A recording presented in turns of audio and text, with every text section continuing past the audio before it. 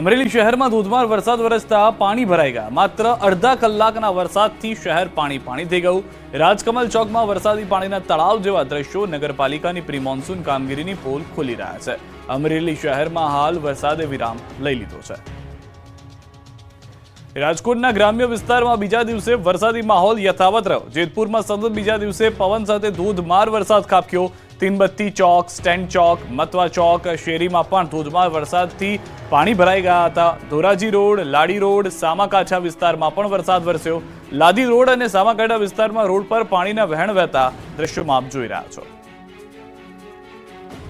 ડીસા પંથકમાં વહેલી સવારથી ધોધમાર વરસાદ ખાબક્યો। ભારે વરસાદને કારણે રોડ રસ્તા ઉપર પાણી ફરી વળ્યા। ડીસાના કંસારીથી શેરપુરા, વરણ, પેચડાલ સહિતના 20થી વધુ ગામને જોડતા માર્ગ ઉપર પાણી ફરી વળતા વાહન ચાલકો મુશ્કેલીમાં મુકાયા। આજે ડીસા પંથકમાં 4 ઇંચ જેટલો વહેલી સવારથી વરસાદનું જોર જોવા મળી રહ્યું છે।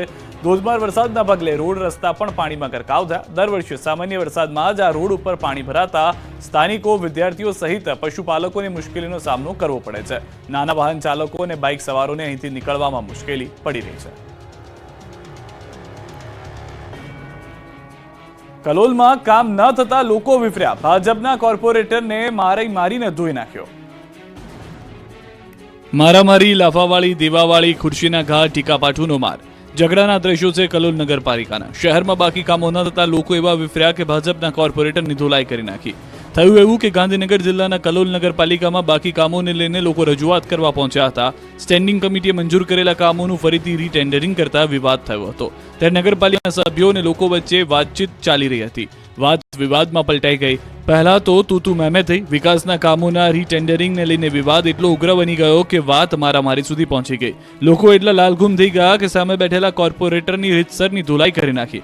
લોકોનો ગુસ્સો ફૂટ્યો અને જાણે નેતાઓને મારવાનો મોકો મળી ગયો હોય તેમ તમામ લોકો સભ્યો પર તૂટી પડ્યા। હાજર લોકોએ મારામારી કરી હતી અને ખુરશી પણ માથે ફેંકવાનો પ્રયાસ કર્યો। 1-2 લોકો તો ટેબલ પર ચડી ગયા અને સભ્યોને લાફાથી મારી લાલ ગાલ કરી કાઢ્યા। થોડી વાર માટે તો નગરપાલિકા જંગની પાલિકા બની ગઈ। લોકોએ ભેગા થઈ પાલિકા પ્રમુખ શૈલેષ પટેલનો હુરિયો બોલાવ્યો। વડોદરામાં પૂરની પરિસ્થિતિ બાદ મળેલી કોર્પોરેશનની સામાન્ય સભામાં ભારે હોબાળો મચ્યો। શહેર કોંગ્રેસ પ્રમુખ ઋત્વિજ જોશી સમર્થકો સાથે કોર્પોરેશનની ઓફિસમાં ધસી આવ્યા। કોર્પોરેશન કચેરીમાં કોંગ્રેસે બજેટની હોળી કરી કાગળિયા સળગાવી દીધા।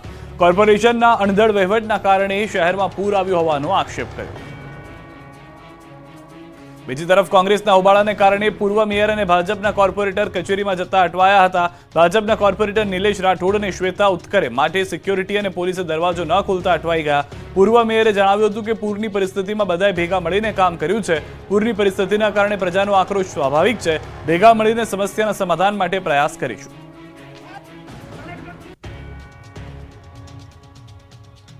સુરત અને બનાસકાંઠામાં ગાડીઓ ભડકે વળી। સુરતના રોડ પર અડધી રાત્રે કાર ભડકે બળતા અફરાતફરી મચી ગઈ। સુરત દુલિયા હાઈવે પર કાર પૂરપાટ જઈ રહી હતી ત્યારે કાર અચાનક ભડકે બળી। વ્યારાના વીરપુર પાટિયા પાસે સોનગઢ વ્યારા ટ્રેક પર મારુતિ વાનમાં આગ લાગી। હાઈવે પર સળગતી કારને લઈ અફરાતફરીના દ્રશ્યો સર્જાયા। કાર ચાલક દ્વારા આગને બુઝાવવાનો પ્રયાસ કરાયો, પરંતુ જોતજોતામાં આગે વિકરાળ સ્વરૂપ ધારણ કરી લેતા આખી કાર વળીને ભસ્મ થઈ ગઈ હતી। બારડોલીના કાર માલિકની નજર સામે જ કાર આગમાં ભસ્મીભૂત થઈ ગઈ। બનાસકાંઠાના શિયોરી પાટણ હાઈવે પર પણ ધ બર્નિંગ કારના દ્રશ્યો જોવા મળ્યા। અરુંડુવાડા નજીક અચાનક જ કારમાં આગ લાગતા દોડધામ મચી ગઈ। ચાલુ વરસાદે કારમાં લાગેલી આગ બેકાબુ થઈ ગઈ હતી। સ્થાનિકોએ કાબુ લેવા જહેમત કરી। સ્થાનિકોએ પાણીનો મારો ચલાવીને આગને કાબુમાં કરી, જોકે ત્યાર સુધીમાં કાળ બળીને રાખ થઈ ગઈ હતી। વરસાદ બાદ રાજ્યના રોડના હાલ બેહાલ। ગાંધીનગરમાં સ્કૂલ બસ ફસાઈ ગઈ। આ દ્રશ્યો છે ગાંધીનગરના। ભારે વરસાદ બાદ ગાંધીનગરના રોડના હાલ બેહાલ થઈ ગયા છે। ભૂવાઓ પડવાનો સિલસિલો યથાવત છે। ગાંધીનગરના સેક્ટર 29ના રિંગ રોડ પર સ્કૂલ બસ ખાડામાં ફસાઈ ગઈ હતી। વરસાદમાં બનાવાયેલા પાક્કા રોડમાં બસ ફસાઈ જતા કેન્દ્રીય વિદ્યાલય શાળાના બાળકોના જીવ તાળવે ચોંટી ગયા। શાળાએથી ઘરે ઉતરવા જતી બસ ફસાતા 30 બાળકો અધવચ્ચે રજડી પડ્યા। સ્કૂલ બસનું એક ટાયર રોડમાં ગરકાવ થઈ ગયું। સુરતમાં કીમ નદીના પાણી ઉતર્યા બાદની તારાજીના દ્રશ્યો જુઓ। કીમ નદીના પૂરના પ્રકોપથી મુખ્ય માર્ગ ધોવાયો। વેલાચાથી એકસેઠી ગામને જોડતો માર્ગ જ તૂટી ગયો। ડામર રોડ તૂટીને ખેતરના સાઈડ પર પડ્યો। મસમોટા ખાડાઓ તેમજ રોડનું મટીરીયલનું ધોવાણ થઈ ગયું હતું।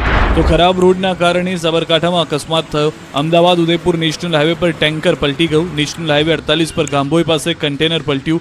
શામળાજી તરફથી ચિલોડા તરફ જતું કન્ટેનર અચાનક પલટ્યું। હાઈવે પર ભારે ટ્રાફિક જામ સર્જાયો। ખેડાના કટલાલ પંથકમાં વિધર્મી શિક્ષકની અશ્લીલ હરકત મુદ્દે હિન્દુ સંગઠનોમાં ભારે રોષ। ખેડાના કડલાલ પંથકમાં વિધર્મી શિક્ષકની અશ્લીલ હરકત મુદ્દે હિન્દુ સંગઠનોમાં ભારે રોષ જોવા મળ્યો. હિન્દુ સંગઠનોએ નડિયાદ કલેક્ટર કચેરીમાં આવેદનપત્ર આપી સમગ્ર કેસની તપાસ માટે એસઆઈટીની રચવાની માંગ કરી છે. 50 વર્ષીય વિધર્મી શિક્ષક અખ્તર રમિયાએ શાળામાં ભણતી 9 વર્ષની બાળકી સાથે અડપલા કર્યા.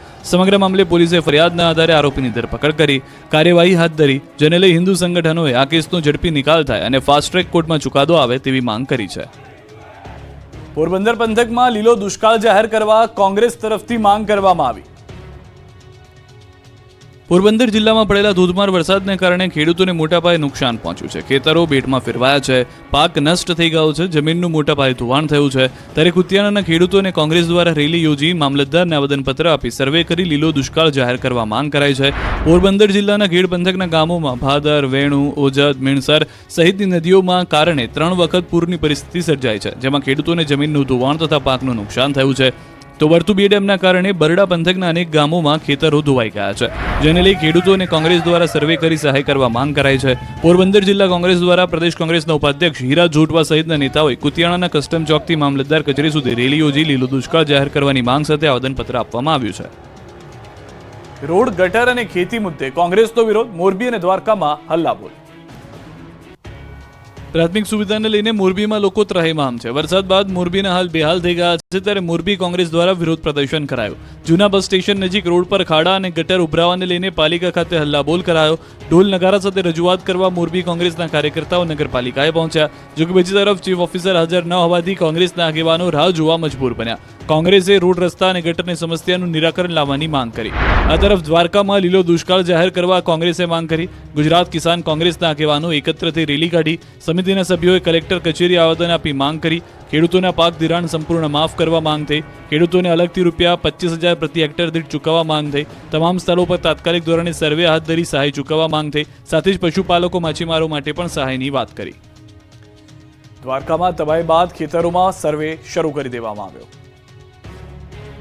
દેવભૂમિ દ્વારકા જિલ્લામાં અતિવૃષ્ટિ બાદ જિલ્લા ખેતીવાડી વિભાગ દ્વારા પાક નુકસાની સર્વેની કામગીરી પૂરજોશમાં શરૂ કરાઈ છે, જેમાં પાક નુકસાની સર્વે ત્વરિત પૂર્ણ કરવા માટે 30 ટીમો કાર્યરત છે અને સર્વે કામગીરી વધુ વેગવાન બનાવવા અન્ય જિલ્લામાંથી 17 ટીમો બોલાવાઈ રહી છે. આ પાક નુકસાનીની કામગીરી પારદર્શક બને તે માટે તલાટી, મંત્રી અને ગ્રામસેવક ગામોમાં જઈ ધરતીપુત્રોની ઉપસ્થિતિમાં કરી રહ્યા છે સર્વે. જિલ્લામાં ભારે વરસાદના પરિણામે કપાસ, શાકભાજી, સોયાબીન તથા મગફળીના પાકોને વ્યાપક નુકસાન થયું છે. ધરતીપુત્રોને વ્યાપક નુકસાનની યોગ્ય વળતર મળે તે માટે ગ્રામસેવક અને તલાટી મળીને કુલ 30 ટીમો પૂરજોશમાં પાક નુકસાની સર્વેની કામગીરી કરી રહી છે, જેમાં દ્વારકા તાલુકામાં 7, કલ્યાણપુર તાલુકામાં 8, ભાંડવડ તાલુકામાં 7 અને ખંભાળિયા તાલુકામાં 8 ટીમો કાર્યરત છે. જિલ્લામાં કુલ 243 જેટલા ગામો પાક નુકસાનીનો પ્રાથમિક અંદાજ સીવી રહ્યા છે. રતનપરની મહિલાઓએ પાણી મુદ્દે બતાવ્યું પાણી, રોડ પર બેસી કર્યો ચક્કાજામ. સુરેન્દ્રનગરના રતનપુરના લોકો પાણી મુદ્દે પાણી બતાવી ચૂક્યા છે. વરસાદ થંભી ગયા અને 5 દિવસ થઈ ગયા છતાં રતનપરની અનેક સોસાયટીઓ હજુ પણ પાણીમાં ગરકાવ છે. 5થી વધુ સોસાયટીમાં પાણી ભરાયા છે. ચામુંડા પાર્ક, દેવપાટી પ્લોટ સહિત આસપાસની સોસાયટીઓમાં વરસાદી પાણીથી ભારે હાલાકી થઈ રહી છે. અનેક વખત સ્થાનિક સદસ્યો સહિત પાલિકા તંત્રને રજૂઆત કરવા છતાં કઈ જ ઉકેલ નહીં આવતા અંતે લોકો વિફર્યા હતા. પાણીનો નિકાલ ન થતા લોકો રોડ પર આવી ગયા. મહિલાઓ સહિત લોકોનું ટોળું રોડ પર જ બેસી ગયું અને રસ્તો ચક્કાજામ કર્યો. સુરેન્દ્રનગરના રતનપર બાયપાસ પાસે રોડ ચક્કાજામ કરતા ટ્રાફિક જામ થઈ ગયો. મહિલાઓએ રસ્તા પર બેસી વિરોધ નોંધાવ્યો. મહિલાઓને રહીશોએ કર્યો ચક્કાજામ. રસ્તા પર ચક્કાજામને લીધે રોડની બંને સાઈડ ટ્રાફિક જામના દ્રશ્યો પણ સર્જાયા. વઢવાણ પોલીસ સ્ટાફે ઘટના સ્થળે પહોંચી ચક્કાજામ કરી રહેલા લોકોને સમજાવવાના પ્રયાસ કર્યા. નેત્રંગમાં કોલેજના વિદ્યાર્થીઓએ રોડ મુદ્દે કર્યો હલ્લાબોલ, રસ્તા રોકવા આંદોલનની ચીમકી. આ દ્રશ્યો છે ભરૂચના નેત્રંગના. ભરૂચની એક એવી કોલેજ કે થોડા વરસાદ પડે તો પણ આપી દે છે રજા. તમને થતું હશે કે આ તો કેવી કોલેજ, પણ વાત કંઈક એવી છે કે ભરૂચ નેત્રંગ કોલેજ જવા માટે રસ્તો જ નથી. વિદ્યાર્થીઓને કોલેજ જવા માટે કાચા રસ્તા અને કાદવ કિચડમાંથી જવું પડે છે અને વરસાદ પડે એટલે પાણી ભરાતા કોલેજમાં રજા આપી દેવામાં આવે છે. તમે દ્રશ્યોમાં જોઈ શકો છો કે વિદ્યાર્થીઓ પાણી અને કાદવ કિચડમાંથી ચાલીને પસાર થઈ રહ્યા છે અને અહીંથી બાઇક નીકળે તે તો શક્ય જ નથી. ચાલીને પણ માંડ જઈ શકે છે. વિદ્યાર્થીઓનું કહેવું છે કે છેલ્લા કેટલાય વર્ષોથી આ જ સ્થિતિ છે અને અનેક રજૂઆત બાદ પણ કોઈ પગલાં નથી લેવાયા. ત્યારે વિદ્યાર્થીઓએ નેત્રંગ કોલેજ સુધી જવાનો માર્ગ બનાવવાની માંગ સાથે મામલતદારને આવેદનપત્ર પાઠવ્યું.